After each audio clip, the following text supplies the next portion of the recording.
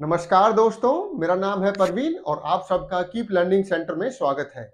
आज हम United nation के एक इम्पोर्टेंट प्रिंसिपल ऑर्गन को कवर करेंगे जिसका नाम है ट्रस्टीशिप काउंसिल। देखिए, ट्रस्टीशिप काउंसिल 1945 में जैसे ही सेकेंड वर्ल्ड वॉर एंड हुआ तो ये काउंसिल बनाई गई। इसका काम क्या था कि 1945 में जो भी कंट्री आज़ाद नहीं थी, इंडिपेंडेंट नहीं थी, उनको इंडिपेंडेंसी दिलाना, ये काम था ट्रस्टीशिप काउंसिल का। तो अगर हम बात करें 1945 में, उस समय 11 ऐसी कंट्रीज थी, 11 ऐसे देश थे या 11 ऐसे देश थे जो किसी न किसी के अधीन थे। तो इनका काम तो या तो उनको अलग से देश बनाया जाए या किसी देश में उनको मिला दिया जाए। जो मेन उन्होंने कोशिश की कि उनको अलग ही इंडिपेंडेंट एक नेशन का दर्जा दिलाया जाए। तो ये काम कब किया गया? 1945 में इसको बनाया गया था।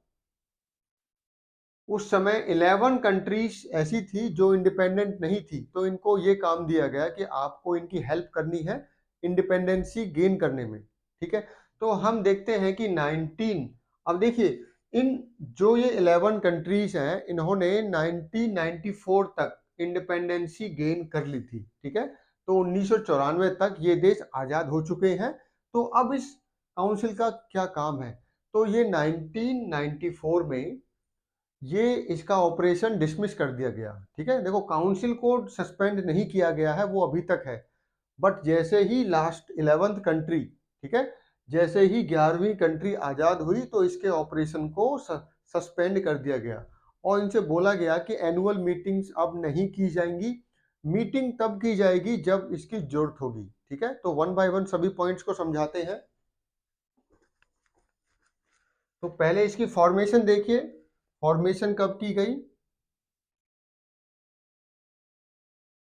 इस काउंसिल को बनाया गया, फॉर्मेशन किया गया 1945 में, आफ्टर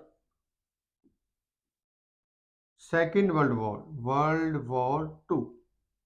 जैसे ही वर्ल्ड वॉर 2 एंड हुआ, ये काउंसिल क्या की गई? फॉर्मेशन की गई। क्या काम था? To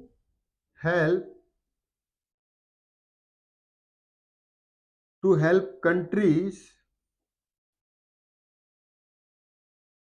those are under foreign rule to get independency.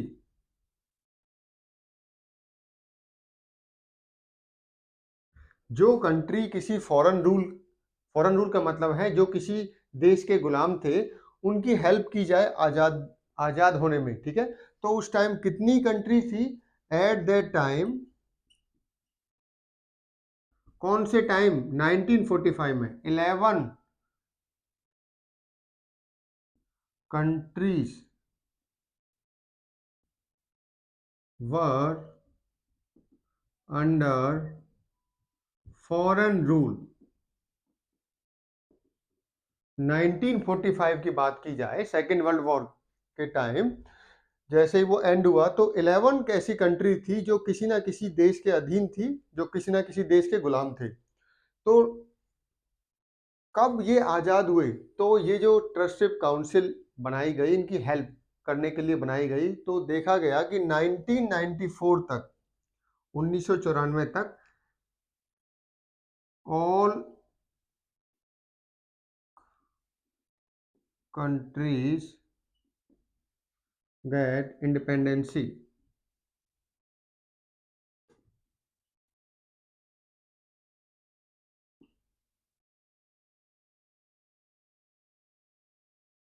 ठीक है, तो इसका कहने का मतलब है कि 1994 में इसके ऑपरेशंस को क्या किया गया? सस्पेंड किया गया। ठीक है, no annual meetings after 1994। Meeting तब की जाएंगी जब जरूरत होगी। ठीक है, ऐसा नहीं है कि मीटिंग बिल्कुल नहीं होंगी। ये काउंसिल तब मीटिंग कर सकती है जब इसकी रिक्वायरमेंट हो, बट एनुअल मीटिंग नहीं होगी। ठीक है। आप देखते हो कि जनरली जो भी प्रिंसिपल ऑर्गन है यूनाइटेड नेशन के, वहां पे एनुअल मीटिंग होती है। चाहे जनरल असेंबली की बात करें हम, चाहे इंटरनेशनल कोर्ट ऑफ जस्टिस की बात करें, ठीक है, तो वहां पे एनुअल मीटिंग होती है। यहाँ पे एनुअल मीटिंग को बंद कर दिया गया 1994 के बाद।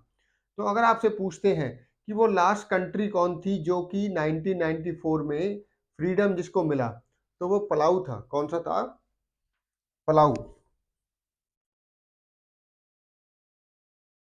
Was last country to get independency या टू गेट फ्रीडम। आजादी मिली लास्ट कौन सी कंट्री थी? Nine Palau. और कब मिली? 1994 में। तो 1994 में 1994 में पलाऊ कंट्री थी जिसको आजादी मिली। उसके बाद इसके फंक्शन को सस्पेंड कर दिया गया। अब इसका यही काम है कि जब भी जरूरत होगी मीटिंग कर ली जाएंगी, एनुअल मीटिंग नहीं होगी। ठीक है, तो इसका पर्पस समझ गए आप। ये बनाई गई थी कि सभी देश जो रह रहे हैं, जो आजाद नहीं है, उनको आजाद कराइए।